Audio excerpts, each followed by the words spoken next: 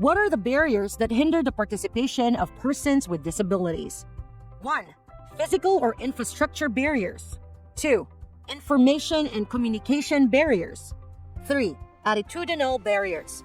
4. Institutional barriers. 5. Technology barriers. So pag-usapan naman natin yung barriers ng disability. So paulit-ulit siyang na-mention dahil siya rin naman kasi yung paulit-ulit na rason kung bakit talaga na ma-marginalize ng ilang beses ang person with disability. So sa gender, kapag tiningnan natin, ganun din naman yung may experience namin as a person with disability.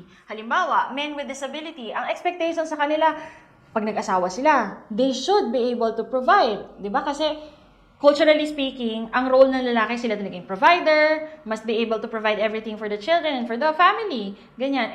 May disability siya. So usually, ang tinitingnan naman, paano ka mag-aasawa? Lalaki ka pa naman. May disability ka pa. So paano yon? So sa mga ganong statements na naririnig natin na ipinupukol sa men with disability, hindi ba kitang-kita natin na yung problema hindi lang talaga disability per se. Pumapasok na rin yung issue ng gender.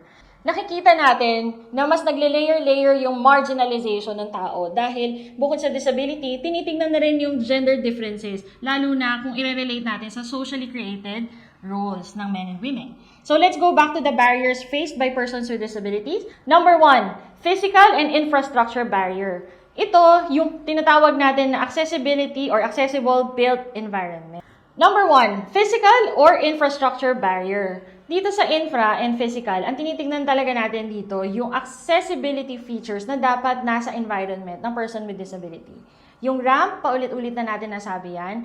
Yung mga audio signals at saka light signals sa mga terminals, like sabihin natin sa train. Dapat meron yan kasi yung deaf passengers natin, mas madali nilang ma-identify yung mga biyahe, may parating na ba na train, kung merong mga light signals or sabihin na natin signages na nagbiblink sa paligid ng terminal. Ganon din naman sa blind, yung audio equivalent naman nun. So, kasama yan sa accessible built environment or sa barrier number 1. Number 2, ang kailangan naman nating maintindihan yung tinatawag na information communication barrier. Ito naman, ang pinag-uusapan natin dito, paano ma-access ng persons with disability independently yung mga information na kailangan nila. So, dapat, yung information na yon nasa akmang format or appropriate format for persons with disability based on the needs of their disability. Kung let's say, media product yan, video yan, dapat yung video may sign language interpreter, meron ka ding audio description para mas maintindihan. Kung digital file yan, dapat accessible din para maintindihan ng screen reader. Para mas maintindihan naman siya ng mga screen reader users. So, pagdating naman sa intellectual disabilities, or may learning disability, dapat it's written in simpler sentences. Yun kasi ang mas makakatulong sa kanila to understand information better. Let's go to number 3. Yung number 3 naman natin is attitudinal barriers. Ito ay isa sa pinakamahirap na i-address na barrier na kinakaharap lagi ng person with disability. Not just in the Philippines, but around the world.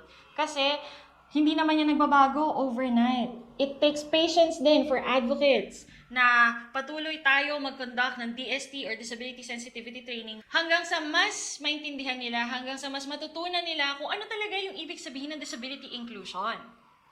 Okay, let's go to number 4. Yung fourth barrier na to ay tinatawag na institutional barrier.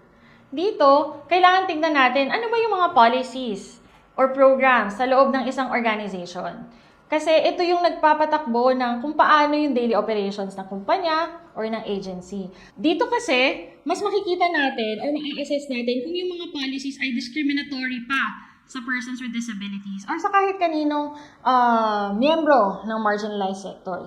So, yung institutional barrier, kapag hindi inclusive yung policies natin or programs, may mali-left out pa rin. Hindi pa rin makaka-access ng services or programs in persons with disabilities kasi hindi natin binago or hindi natin ni-review kung talagang may mga points for improvements ba. So, ayun. Yun yung institutional barriers. Number 5, technology. Sa technology, ang barrier natin dito ay usually yung inaccessible websites, inaccessible mobile apps. Yan, kailangan maging accessible siya kasi marami po tayong voice-over users or screen reader users. hindi lang naman mga persons with visual disabilities or blind yung gumagamit ng voice-over technology or screen readers. May ibang disability types din po na gumagamit nito, kaya dapat po, pag pumipili po tayo ng mga platform, let's say, mag-i-invite tayo ng persons with disabilities na sumama sa ating mga trainings at gusto natin gawing virtual, okay naman po yun, makaka-attend. Very capable naman silang sumama virtually. Pero ang piliin po natin yung platform na accessible sa screen reader o dun sa voice-over nga po. At saka, yung mga pwedeng mag-accommodate ng hand gestures, katulad ng Zoom. Kamakailan lang, nakita ko na meron pala siyang feature na pwede pala siyang makadetect ng hand gestures or finger gestures. Makakatulong po ito sa mga taong may mobility challenges or disability pagdating sa kamay, kung hindi na nila talaga magamit ito completely, or basta for anything na kailangan nilang gumamit ng mga hand gestures kasi yun yung way para mas magamit nila ang isang app or platform. So pagka bumili rin tayo ng mga hardware or physical assistive devices, we need to make sure din na itong mga uri ng technology nito akma dun sa recipient or client with disability.